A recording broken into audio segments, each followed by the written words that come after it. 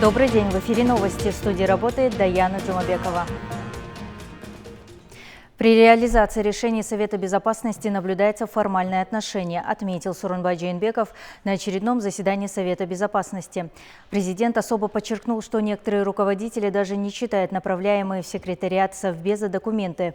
К примеру, финансовая полиция в своих материалах отмечает, что существует мораторий на внесение поправок и дополнений в уголовное и уголовно-процессуальное законодательство.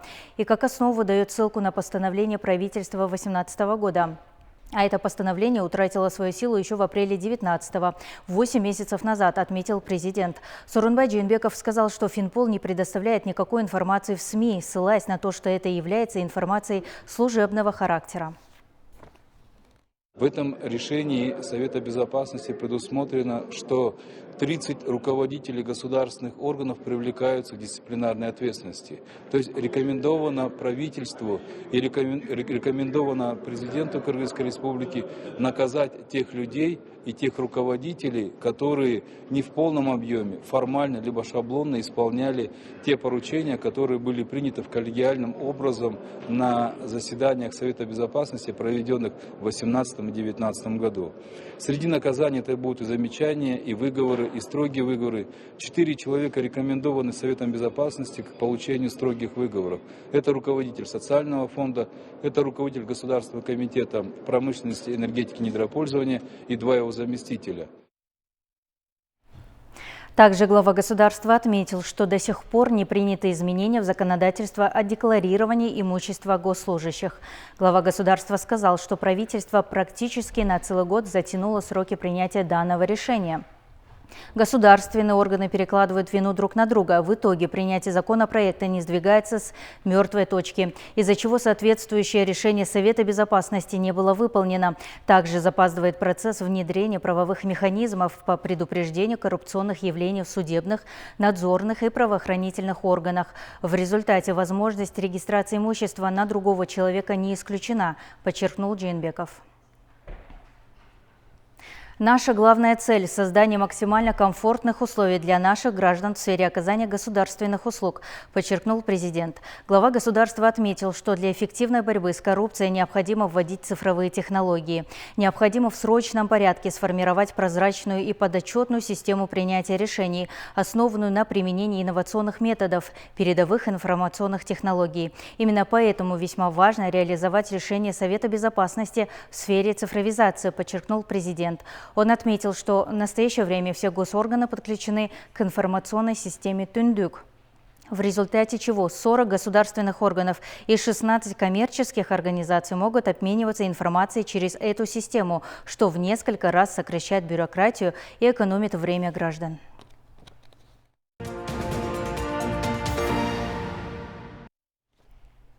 Девять городов китайской провинции Хубэй вслед за Уханем, где зафиксирована вспышка нового типа коронавируса, опубликовали сообщение о временной приостановке транспортного сообщения. Таким образом, число населенных пунктов, где в той или иной степени не ходит транспорт, достигло 10. Меры затронули более 29 миллионов жителей провинции. Наиболее строгий карантин в Ухане. С 10 часов четверга там перестал работать наземный транспорт, паромы, метро. В город не впускают пассажирские автобусы. Вылеты из аэропорта и отправления с железнодорожных станций также отменены.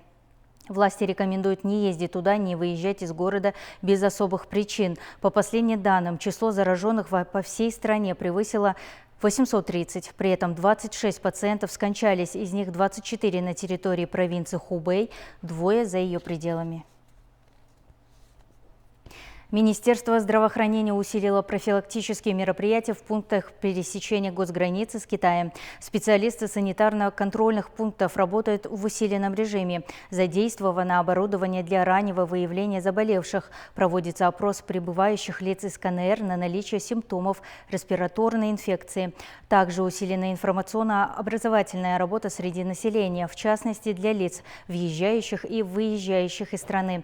В вирусологических лабораториях Кыргызстана имеются реактивы и тест-системы для установления этиологической структуры гриппа во время эпидемического сезона. Кроме того, в целях профилактики и предупреждения распространения коронавируса создан оперативный штаб. Создан оперативный штаб по отслеживанию ситуации по коронавирусу и значит, в целях профилактики в этот штаб вошли не только представители Министерства здравоохранения, организации здравоохранения, но и представители пограничной службы, Государственной ветеринарной инспекции, Министерства информации и культуры и другие все заинтересованные министерства и ведомства. Министерство иностранных дел Кыргызстана просит граждан, находящихся в Китае, и для тех, кто собирается в соседнюю страну, быть осторожными из-за вспышки коронавируса. МИД рекомендует избегать мест массового скопления людей, ограничить поездки по территориям, где выявлены очаги распространения коронавируса, по мере возможности использовать защитную маску, не употреблять в пищу сырые или недостаточно прожаренные или проваренные продукты животного происхождения, в том числе молоко, мясо и морепродукты, не пить некипяченую воду и тщательно мыть руки, овощи и фрукты. Кыргызстан временно ограничил ввоз мяса и мясной продукции из Китая из-за ситуации с коронавирусом, сообщили в Госинспекции по ветеринарной и фитосанитарной безопасности. Ведомство опровергло появившуюся в мессенджерах и соцсетях информацию о том, что в Кыргызстан везли 140 тонн мяса зараженных бешенством животных из Китая. В сообщении говорилось, что 70 тонн продукции задержали на границе и столько же поступило в продажу. Граждан призвали не есть фастфуд и не покупать фарш. В Госветинспекция отмечает, что за декабрь прошлого года из провинции Хинань, находящейся в 511 километрах от провинции Хубэй, везли 48 тонн утятины. Мясо поступало в продажу только после всех проверок и экспертиз. Тем не менее, до выяснения ситуации с коронавирусом в Китае Кыргызстан ограничил ввоз мяса из этой страны. Госветинспекция отправила в ГКНБ письмо о распространении фейковых сообщений в соцсетях. В столичном дворце спорта прошла прощальная панихида по заслуженному тренеру страны Виктору Борисову. Проводить в последний путь тренера национальной сборной по легкой атлетике пришли представители власти, современники, родные и его воспитанники. За период тренерской деятельности он подготовил олимпийских призеров, победителей азиатских игр и других престижных международных соревнований. Он тренировал таких спортсменов, как Валентина Чичаева, бронзового призера Олимпийских игр Сатымкула Джуманазарова, Викторию Полюдину, Дарью Маслову и других. Его подопечные рассказывают, что для них Виктор Борисов был как отец. Виктор Федорович говорил, что там 90% это ваш труд, а мой это 10%. Но это вовсе не так. То, что без тренера я бы не стала бы чемпионкой Азии, чемпионкой азиатских игр. Это только лишь благодаря ему и его дочери, которая тоже ему помогала тренировать. Это был светлым человеком. У него всегда была жесткая дисциплина. Он многому нас научил. Давал все, что он мог нам. У него большое доброе сердце. Он стал нам отцом, наставником. За свой многолетний труд и большой вклад в развитие физической культуры и спорта он был удостоен звания «Заслуженный тренер Киргизской ССР», почетного знака за вклад в развитие физической культуры и спорта в СССР, грамоты Верховного Совета Кыргызской ССР, заслуженный деятель культуры Кыргызской Республики и ордена Манас третьей степени.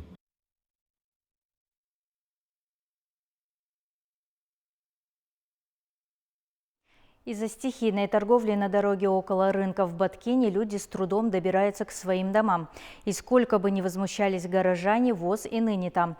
Кто наведет порядок на рынке и освободит проезжую пешеходную часть дороги, рассказывает Усен Кульбаев. Дом на середине Абдалакова расположен рядом с центральным базаром областного центра. Он возмущается, что при необходимости к дому не смогут ни подъехать, ни выехать скорая или пожарная машины. Здесь нельзя ни проехать, ни пройти. Своего рода анклав создали. Везде и повсюду давка. А если вспыхнет, не дай бог, пожар, то нет гарантии, что можно заехать для оказания помощи. Что тогда делать, прикажете? По этой причине в осадном положении оказались жители нескольких улиц Баткена. И виноваты в этом торговцы, которые с утра до вечера реализуют свою продукцию вдоль дороги. Içinde мына эшикте мөмө жемиштин барлык местасы бар. Мы собираем по 20 сомов за место. Внутри базара за все торговые места оплачено по договору. За места вне территории базара они обязаны по согласованию с мэрией продавать пятницу и субботу и обратно заходить на базар ночью, в воскресенье. А теперь вообще не стали заходить. Базарком видит причину создавшегося положения в действиях руководства области. Губернаторга кирип келдик. Кирбегиле базар. Торговцы были у губернатора. Он сказал, чтобы они не заходили на базар, так как там нет условий и пока не построят новый, чтобы они торговали на улице. Между тем, пресс-секретарь постоянного представительства правительства в регионе сообщила нам, что все полномочия по созданию условий возложены на мэрию города Баткена. Жок, бул туура эмес.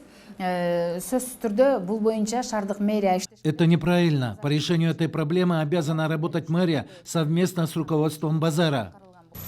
Вместе с тем, мэрия на протяжении многих лет пытается навести порядок на проблемной территории вокруг базара. Все меры оказались тщетны.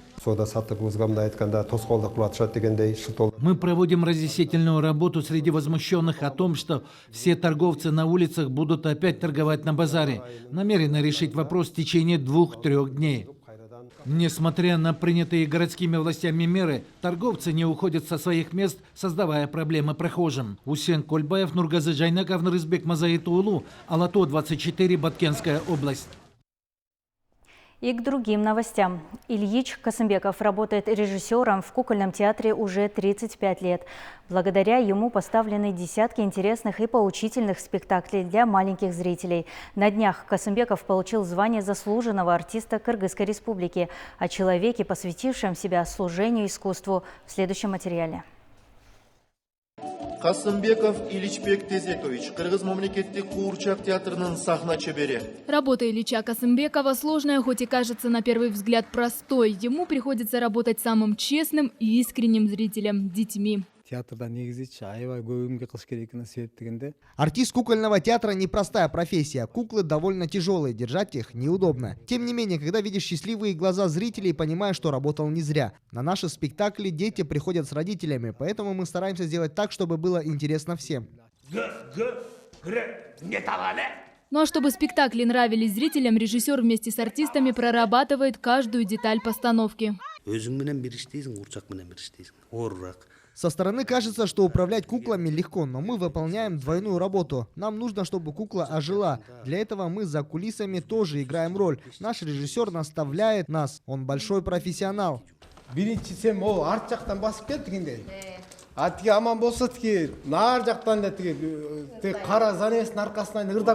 кукольном театре Ильич Касымбеков работает уже 35 лет. За это время он поставил десятки спектаклей. Коллеги ценят его не только за профессионализм, но и за личные качества. Он очень человечный, всегда поможет, подскажет не только по работе, но и в жизни. Мы всем коллективом радовались, что нашему режиссеру присвоили звание заслуженного артиста. Хочу пожелать ему теперь получить звание народного. О том, что получил звание заслуженного артиста, Ильич Касымбеков узнал на работе. Говорит, что радости не было предела. Я долго шел к этому званию. Для меня большое счастье, что мой труд признан. Режиссер говорит, что теперь будет работать с удвоенной энергией, чтобы оправдать столь высокое звание. Елена Ткаченко, Чингис Джумагулов, Алато 24. И на этом эфир дневных новостей завершен. Я с вами прощаюсь. До скорых встреч.